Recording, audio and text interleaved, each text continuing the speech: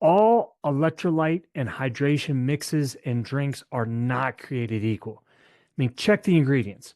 They have sugar or sugar alternatives, and there's tons of added stuff. Allow me to introduce you to the best electrolyte mix, Lyte Balance, Lyte balance.com. It's a naked electrolyte mix, which means no preservatives, no sweeteners, no flavoring, no caffeine or gluten, and no calories. I'm always on the search for the best hydration, and I've found it. My entire family uses it, and I use it on all my runs. It solved all my hydration issues. Your body needs magnesium, potassium, and sodium, which Lyte Balance conveniently provides in liquid or powder form. Pure, powerful hydration. Lyte Balance. Go to lytebalance.com. Our guest today on the Mental Toughness Podcast is a naval aviator. He is an author and keynote speaker, great keynote speaker, by the way. He has conducted 5 tours of duty in Iraq and Afghanistan. He's received the Bronze Star for leadership.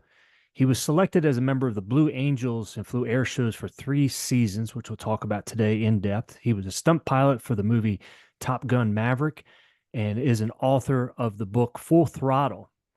He is current president of Blue Angels Foundation. Our guest, Scott Kartvedt, call sign Intake. Hey, Doc. Thanks so much for joining us, bud.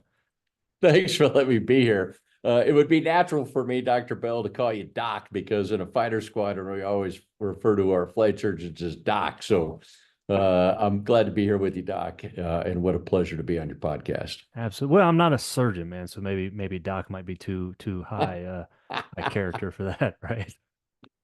Whatever you're comfortable with, though, man. I did want to start, man. Congratulations on your son getting his wings. Yeah, I appreciate that. Just spent the weekend with them. Both boys are fighter pilots in the Navy. And as a dad, I couldn't be more proud. Lisa and I are thrilled. They're serving their country.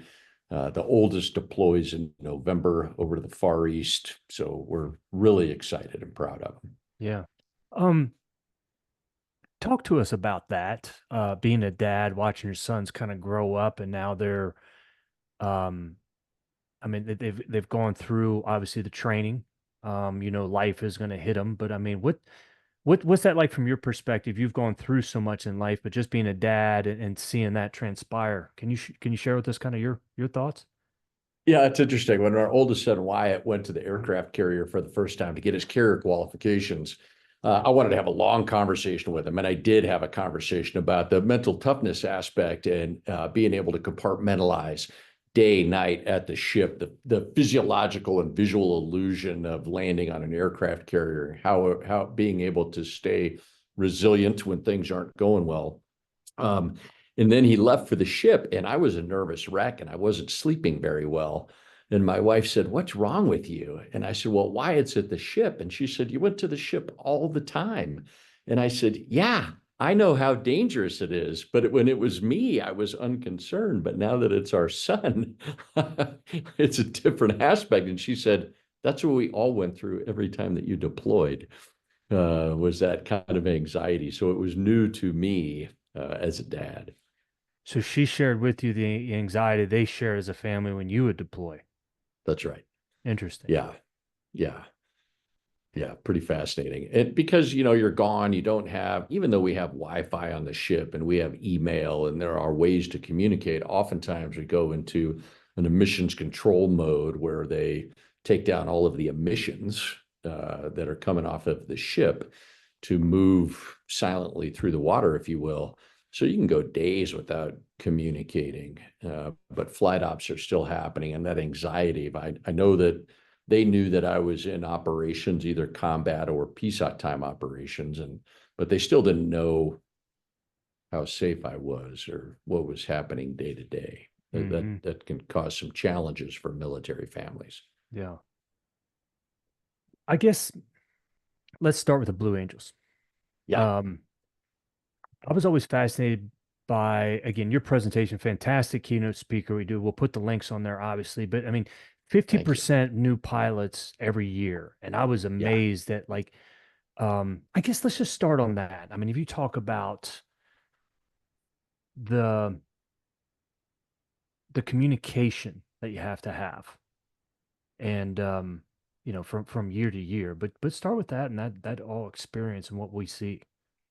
Yeah, so Rob, that's one of the fascinating things that most of the general public, even though they go to air shows and the Blue Angels are well known, and they just came out with that incredible Amazon Prime movie, most people don't know that 50% or three of the pilots in the six-plane formation are brand new to the team each year.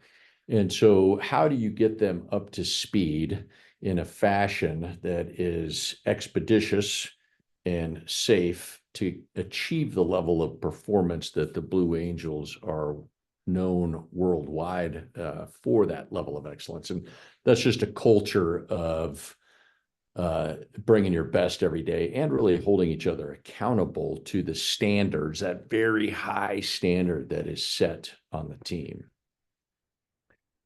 When you were talking about how the rhythm of communication, I was hoping you might be able to share with us how that kind of when everyone up and how they move in formation. Can you share that with us, that rhythm of communication?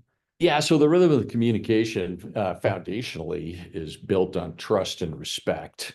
And so most fighter airplanes, if you ever see them in an air show, they react. So the lead airplane moves and the wingman reacts to that movement. That's how they turn together. And the Blue Angels, because we are in some maneuvers 18 inches wingtip to canopy separation, the movement has to be simultaneous. So the boss will make a looping maneuver call that will sound like this: up we go, a little more pull, adding power. And so the up we is the preparatory call on the g in go, and it's rhythmic for the go.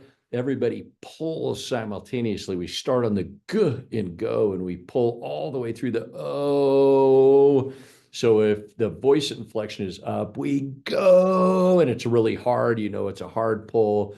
If it's up, we go, it's a less of a pull, but we're pulling together. The same thing if we need to move the thrust levers, adding power is rhythmic. Adding power is going to be a much more aggressive power correction, and it's a 2-point power correction. Power adding is the preparatory call. And so the way that we're able to fly as close as we do is the rhythm of the calls and the trust and learn and knowing that the other pilots are all going to pull on the go and go. And that's where the debriefing comes in. And we don't start 18 inches apart, right? We start 10, 15, 20 feet apart, and then we collapse it down to that signature Blue Angel formation. Mm-hmm. You kind of led into the next one. I appreciate you sharing that. Real quick, like on that point, like how does that translate into real life, that rhythm of communication that you found?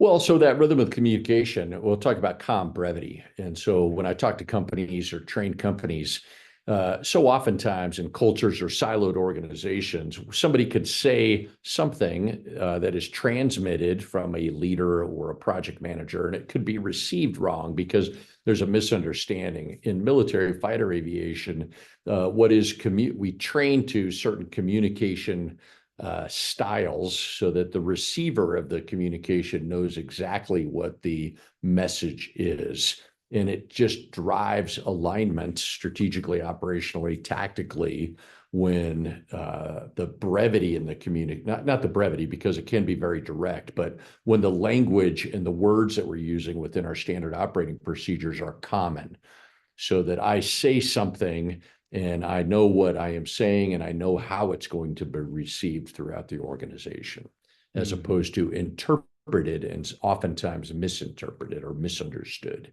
Yeah. I notice that when talking with my wife sometimes. Yeah, right. Me too, by the way. Yeah. It certainly infallible or fallible.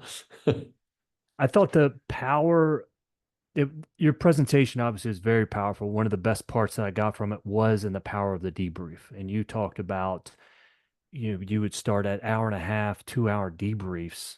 Walk us through that and that the whole power of the impact of that.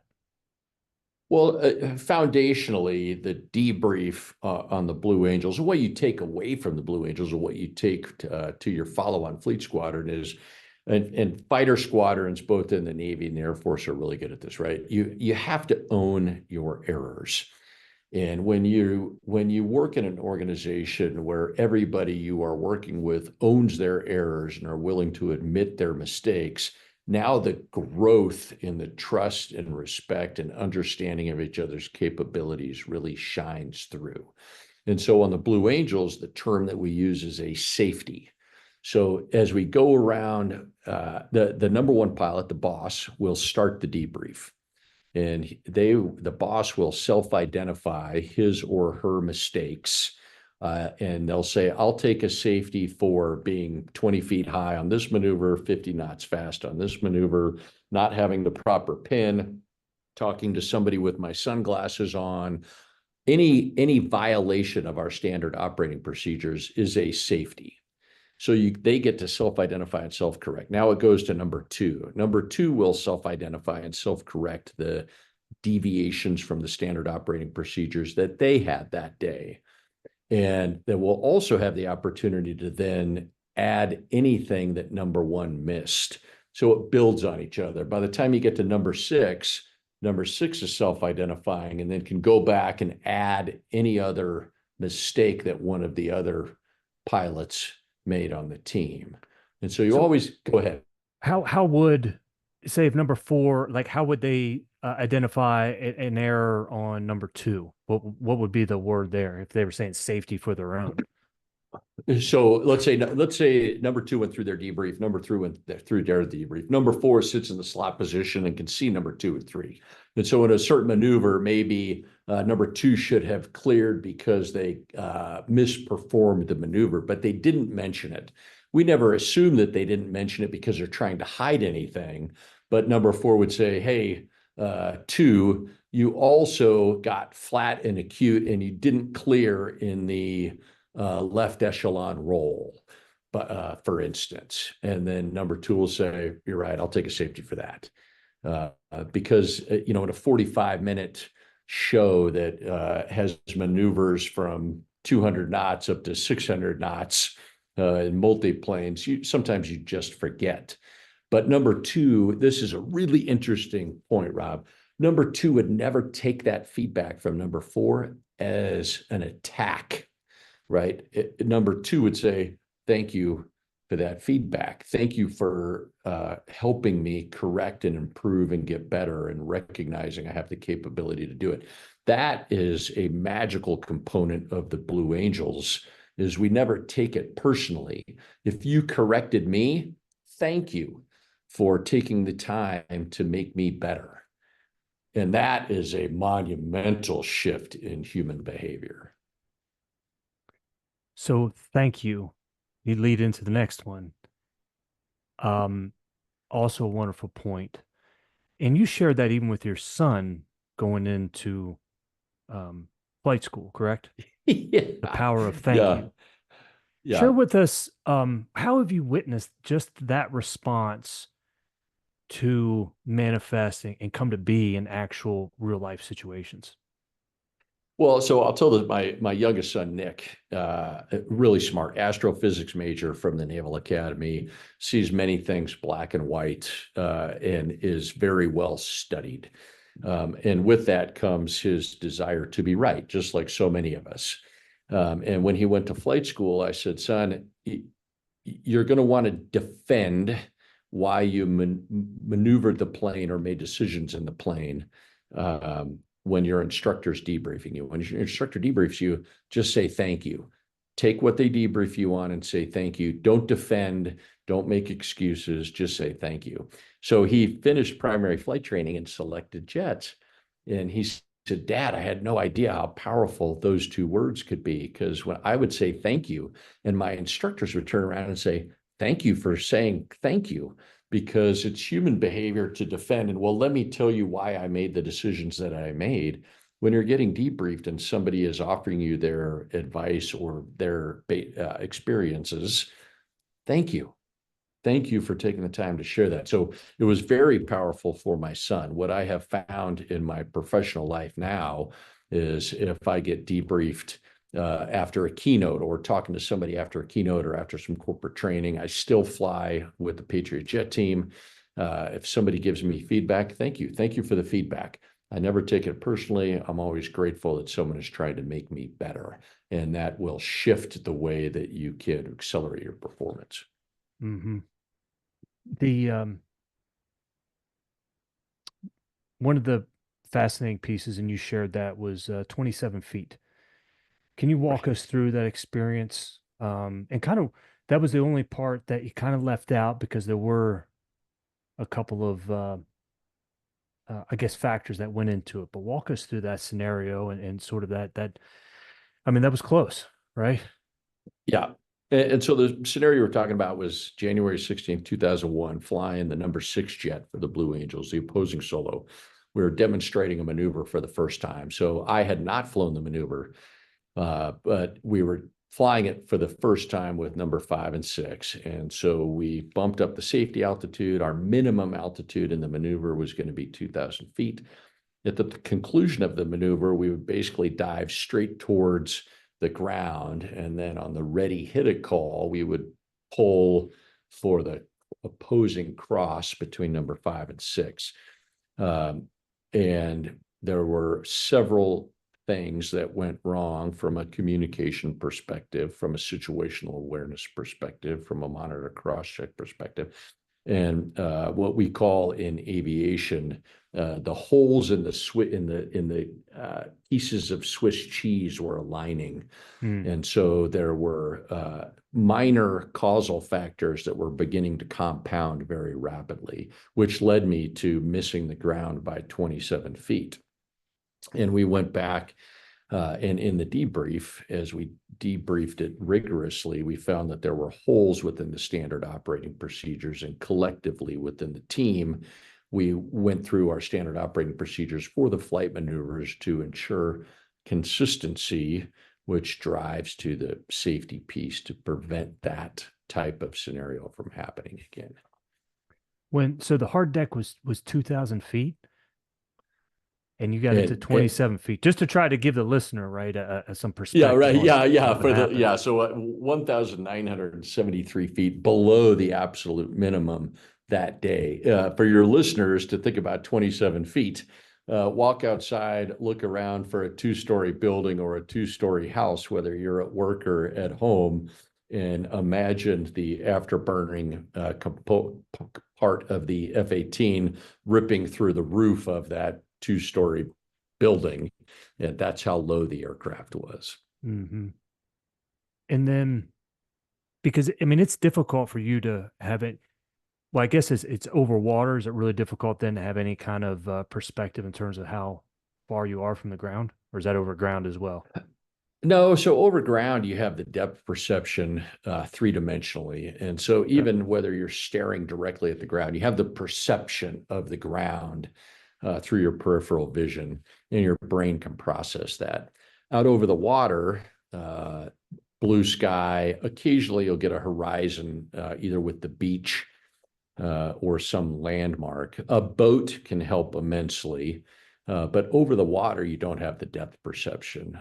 So much so that in carrier aviation, if you were to eject from an airplane and found yourself floating in the parachute, we train to not release your parachute or your coke fittings until your feet hit the water, because you may think that you're 10 feet above the water when you're actually at 3,000 feet. So you can release early, thinking that you're close to the water. And create some damage. So there's no depth perception out over the ocean or over the water. Intake. So what was like the major lesson that you learned from the 27 feet? Yeah, I think from the 27 feet is really an overall question on the lessons learned from my time with the Blue Angels, which really drives to standards. But people want to perform.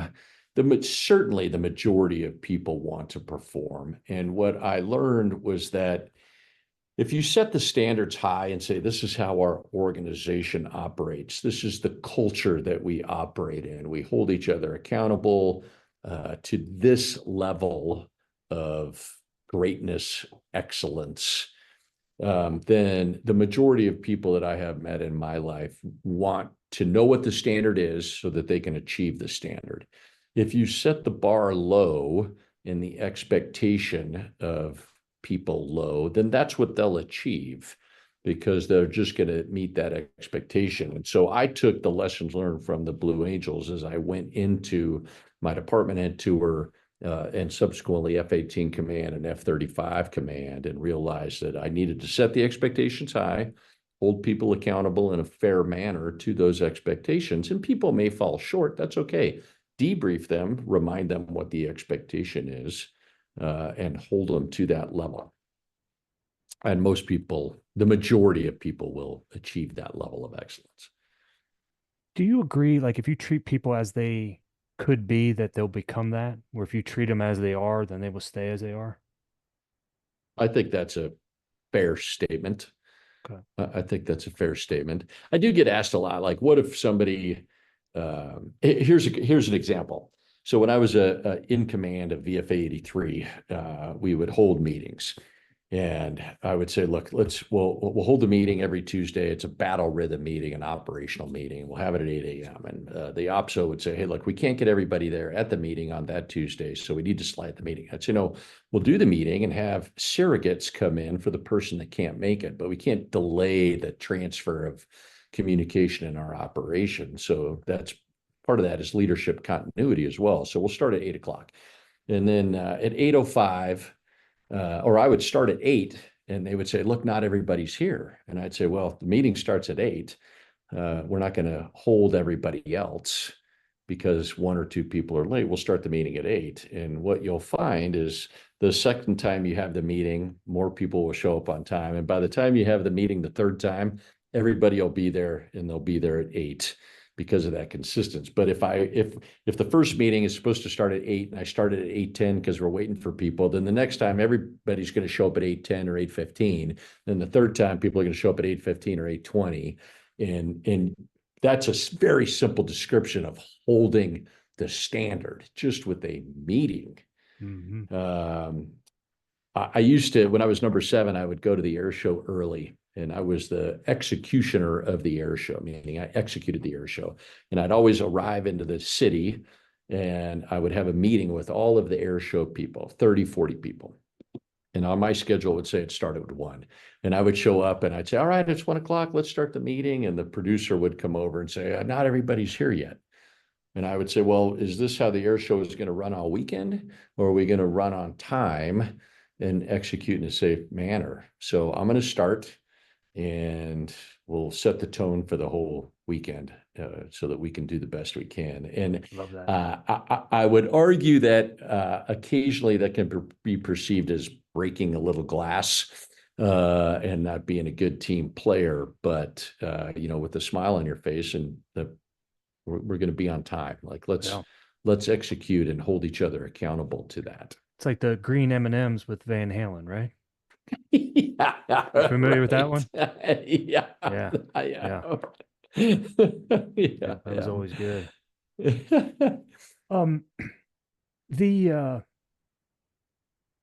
We listen to you talk, and we always talk about hinge moments, the moment, event, decision that makes all the difference in our lives. And the one I wanted to address was just when your first and then second time applying for the Blue Angels and owning the mistakes. I was hoping you could elaborate on that and tell us that story.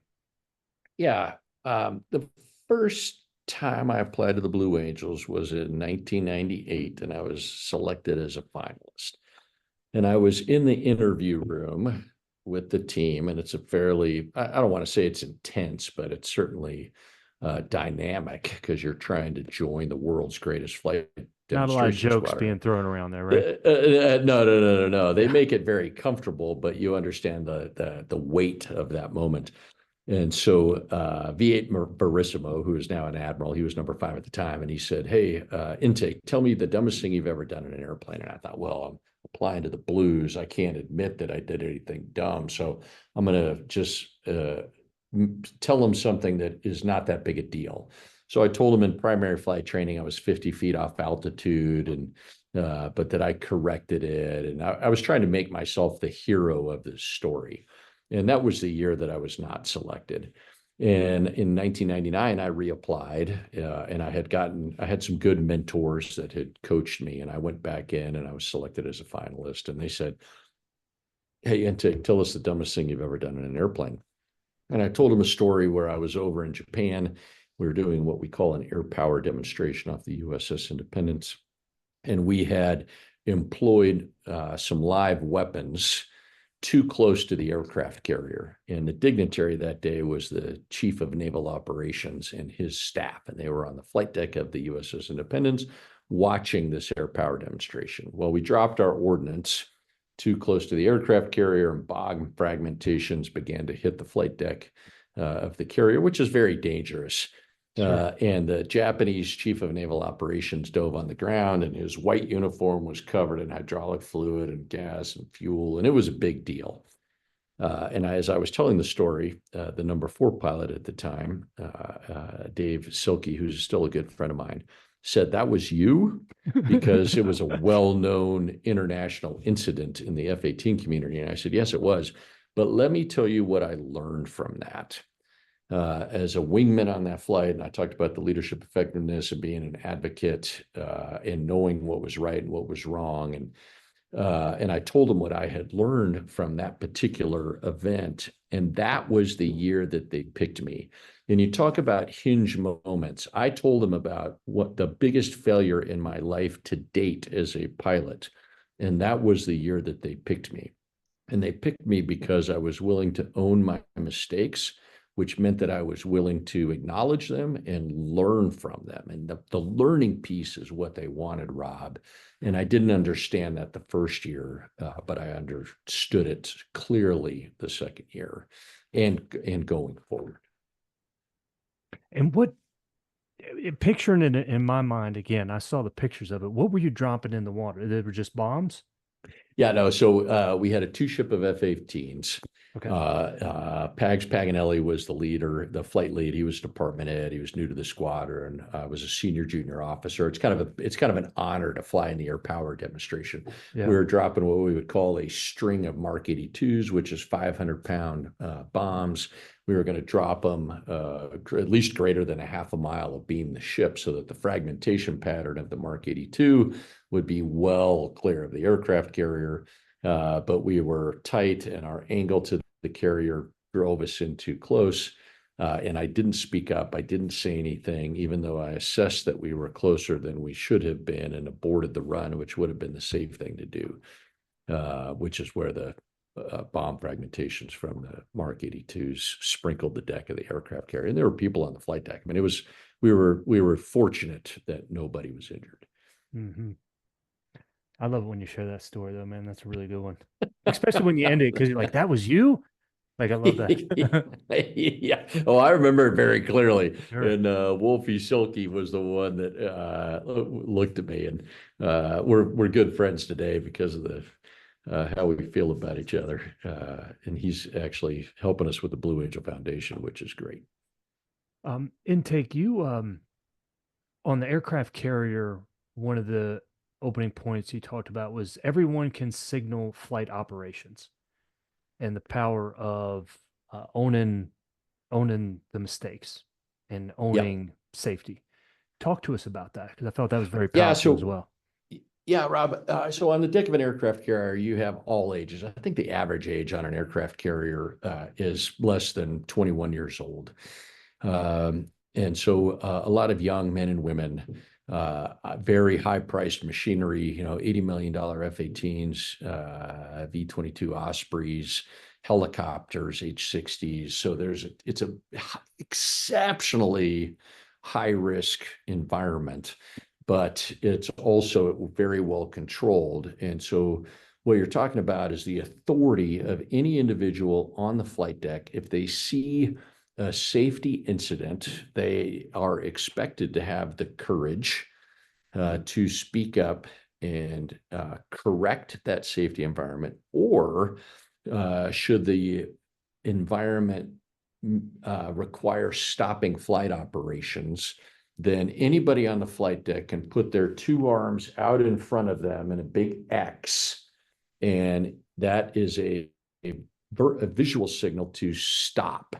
And once anybody sees the X from somebody else, then they put up the X, and everybody stops flight operations because everybody has gone to the X, and flight operations are stopped. They find out who initiated it and run over to that individual and say, why did you stop?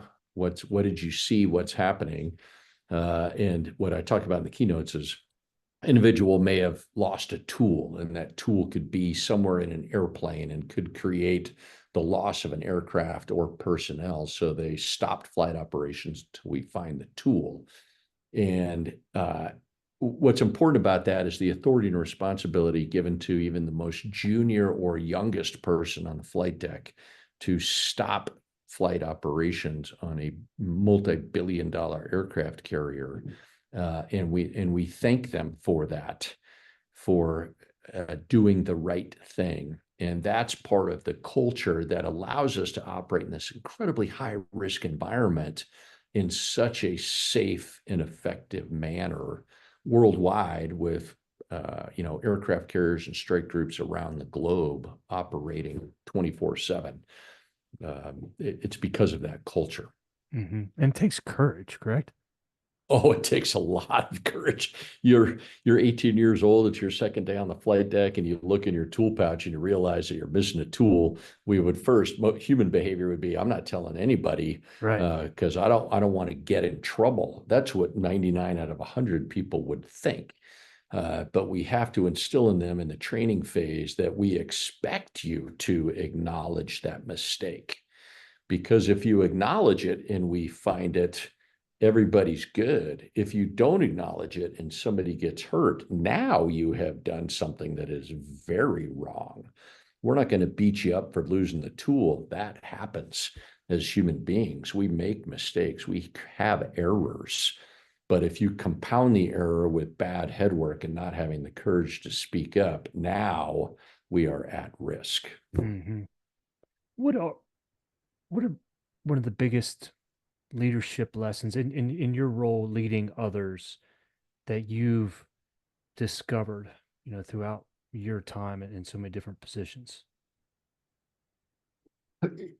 I always found the value and respect of all of the sailors that I had the privilege of serving with, whether they worked for me. I always considered my job as a naval leader to serve those within the command or within the ship. And it could be something as simple as when I'd walk past a piece of trash somewhere in the aircraft carrier, pick it up and throw it away, right? Because especially as I got more senior, if somebody junior saw me pick up trash and throw it away, then clearly they can pick up trash and throw it away. And then pretty soon you have a really clean ship because everybody cares.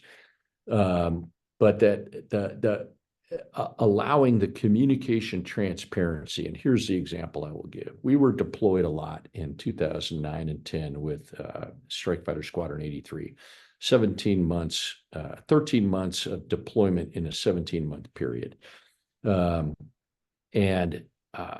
When you're pulling into port and you're in and out of combat operations, alcohol-related incidents in port can be a challenge because people want to pull in and they want to let off some steam. And I was always very clear that, hey, look, if you go out and have a great time with your friends in port, that's okay, but we have to take care of each other. And so take a cab and don't drive home if you have a car. When we were back in Virginia Beach, and I told them that, hey, look, I'll pay for your cab fare. It's so important to me that your safety is paramount, that if you show up Sunday morning, you hand me a receipt for your cab fare or Uber fare, I'm going to pay you right away, and I'm not going to ask any questions. And so nobody believed me, right? Because they just think that the old guy, the skipper, is just speaking. And one day I had a young man come in on a Monday morning, and he handed me his receipt. And he said, hey, I was out having a great time this weekend and I drank a lot. And here's my receipt for the cap. And I said, hey, great. Pulled out my checkbook, wrote him a check, handed it to him. And then I immediately called quarters for all of the sailors in the command. And I brought him forward and I thanked him for, number one, making the right decision and not drinking and driving. And I let him know. And I said, what did I do? Did I tell you I was going to pay you? What did I do? Did I pay for the capper? And he said, yeah, you did. I mean, here's the check. And that was as clean a message as I could make to the 250 sailors that their safety was paramount. Didn't have anything to do with the money, didn't have anything to do with the drinking. It had to do with the safety and ensuring that we were all able to get back to work on Monday and execute the mission of the nation. Yeah. And he never cashed that check, did he? Would you cash a check from intake? He did cash the check. Yeah, oh, I had did no he really? problem with him cashing the check. Yeah, yeah, of course no. Yeah, Rob. No, a sailor's definitely going to cash that check. Okay. There was what was interesting was Sam Snead. I mean, just a Hall of Fame golfer. He was the pro at the Greenbrier Resort for many years, and he would kind of walk around to the members and sometimes the members then, he'd comment. Sometimes the members then would get a little invoice in their mailbox, Well, the way that he always, if he ever lost a bet, he would always write him a check. And the reason was, would you cash a check that had the signature of Sam Snead on it? And it was hilarious, right? It was like, yeah, that's so good, man. Yeah, that's really great. Yeah, and honestly, as a result of that, which is just, hey, the transparency. I know that you're going to go out and have a great time on the weekend when we're in port, when we're at home. That's okay. But take care of each other and make sure that we're watching each other being safe. And so we actually ended up going, I think it was like 486 days without an alcohol-related incident in command. I mean, it was well over almost a year and a half, unheard of. And I only ended up writing one check, but the culture was established with that maneuver, if you will. Absolutely. And that's not fair. I don't even want to use the word maneuver. I wasn't trying to manipulate anybody. I was totally serious. It was cheaper for me to write a check than it was to do the paperwork and try to administratively separate somebody from the Navy who had simply made one bad decision at one moment in their time. What I was giving them the authority to do was not make that decision and not have it cost them $30. I'll pay the $30. You get home safe. Yep. And that was the message that was transmitted and received. So, yeah. You talked about the power of saying yes. Many of the opportunities that have come in your career is just the power of saying yes. Can you elaborate on that one? Sure.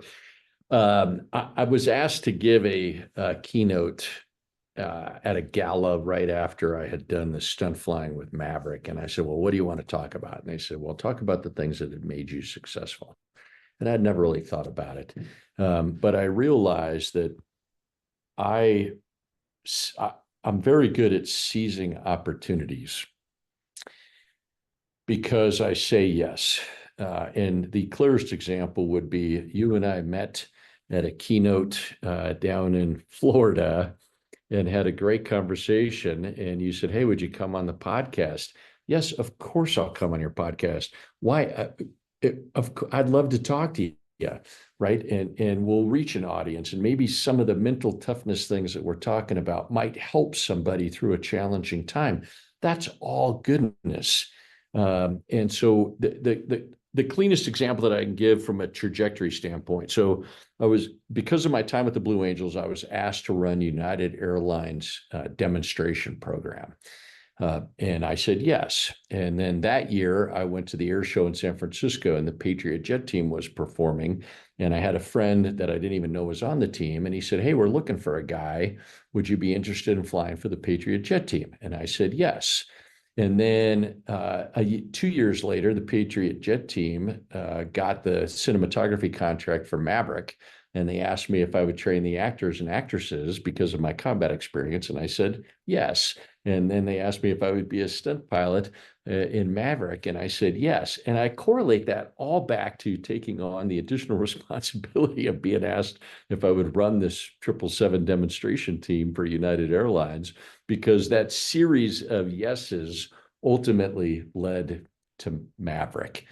When I talk to young men and women, I'll say, look, you'll need help. Ask for the help.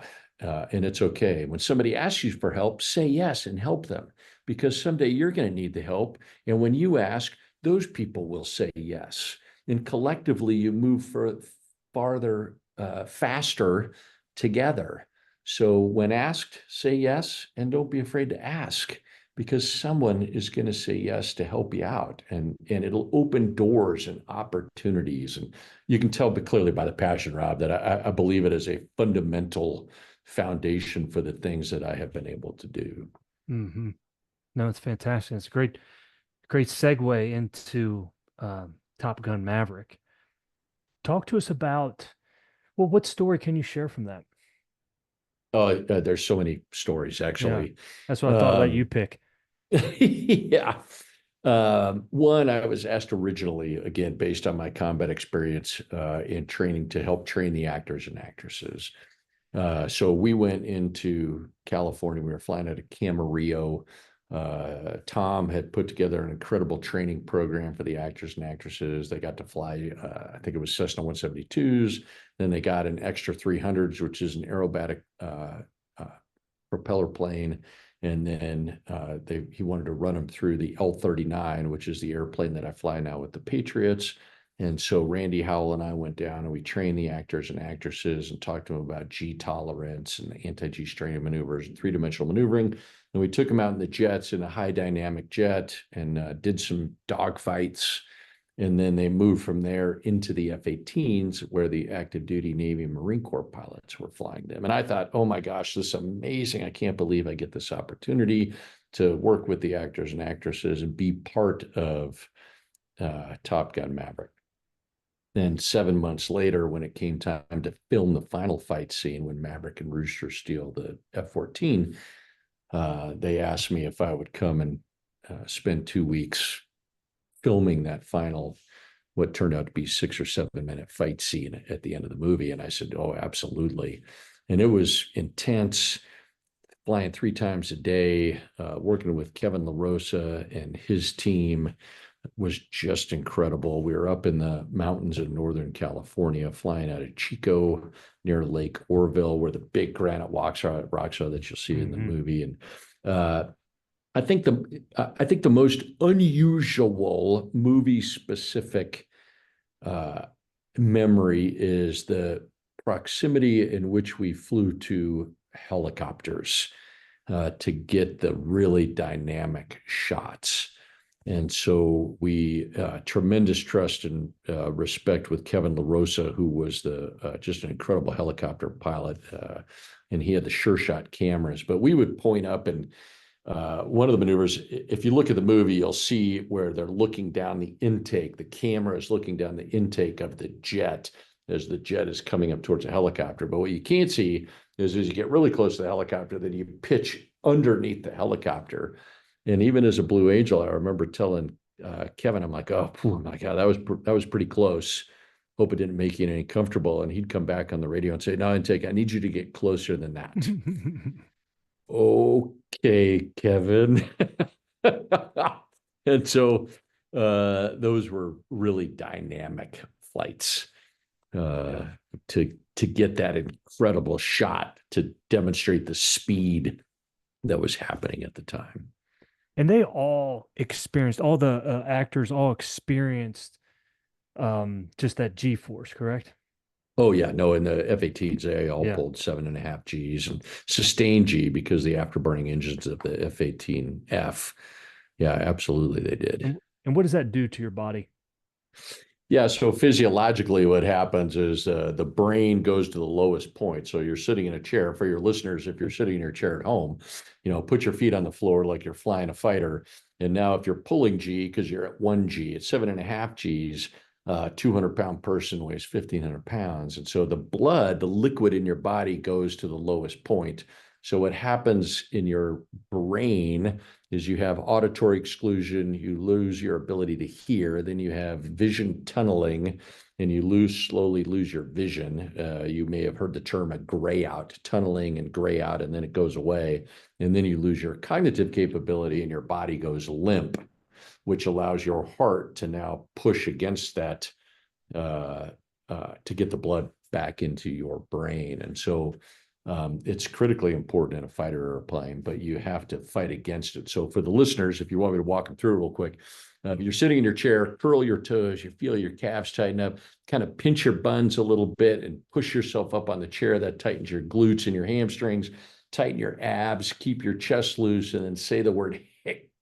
And when you say the word hic, it tightens off the throat and closes the arteries in your throat, which helps keep the blood up in your brain. And you do that all simultaneously. Then you exchange oxygen every 3 seconds. So you breathe, take a really quick breath. So if I was doing it, I would say, hic, hic, hic, until I won the fight, essentially. Awesome, man. Love it. And that was the thing, right? I mean, he must have been so proud because everyone always talked about just how great that footage was from the movie, right? I mean, to see that one in the big screen, I mean, that was well, it was better than Titanic, right? I mean, it was incredible. Right, yeah, and it was dynamic to fly. When you think about the combat mission, I did 5 combat tours, 3 over Iraq, 2 over Afghanistan, and then flying with the Blues, at least between air shows and practices, well over 750 air shows and practices. But that flying in Maverick was very dynamic because we needed to be low, we needed to be fast, we needed to be close to the ground, we needed to be close to the other airplanes, the film platforms, whether it's a helicopter or a Phenom jet. And so, yeah, it was dynamic flying. For sure. And take, what question should I be asking that I haven't asked? Well, I mean, since we're talking about mental toughness, I think it's important that people recognize when it's time to ask for help and that it's okay. A lot of people, when you get asked for help, to all your listeners, I would argue the majority of people are willing to help. Agreed. And think about something as simple as asking for a battery jump in a car parking lot because your car's battery is dead, right? If somebody comes over and says, hey, do you have any jumper cables? You're going to say, yes, if you do, and then you're going to go help them, and they're going to jump the car, and they're going to be on their way. But when we're the ones that are going to ask for the jumper cables because our battery's dead, we're like, oh, man, I wonder if I should call a tow truck, or I don't want to encumber somebody with my problem. Ask, hey, you got any jumper cables? If they have them, they're going to say, yes, I have jumper cables. That's the reason that I carry them, so that I can help you and assist you. That's a really simple, basic description. But now think about more complicated challenges. You're going through some mental difficulties, in your life. Ask for help. It's okay to be vulnerable and seek assistance and seek support, whether it is professionally or with a friend. And when you're wondering whether or not you should, remind yourself that you would be the one that would be willing to give that support. So ask, because there's somebody out there in your network that's going to support you through those challenging times when you need a little boost to your mental toughness. Awesome, man. Appreciate that. Your dad encouraged you to write the book, correct? Yeah, he did. So my dad was always a writer. I was an accountant, so I'm very math based. And he said, oh, your stories are outrageous. You should write a book. And I said, Dad, I'm not a writer. I'm not going to write a book. And then he came down with dementia. And I thought, maybe it is time that I write a book and put some of these stories down to put them on paper. Might be enjoyable for my kids to read someday. And maybe it'll inspire someone to do things that they didn't think were possible. And so I went ahead and wrote the book, right actually after filming Mission Impossible 8. I decided to sit down and write the book and talk about some of the highs and lows of my own life to hopefully inspire some folks. So I wrote Full Throttle, from Blue Angel to Hollywood stunt pilot. It's available on Amazon, and there's a couple of entertaining stories in there. Oh, I love it, man. Thank you again so much for your time, man, sharing your insights. Really appreciate it. Thanks, Intake. Rob, thanks for having me on. It's been a pleasure chatting with you. Thank you.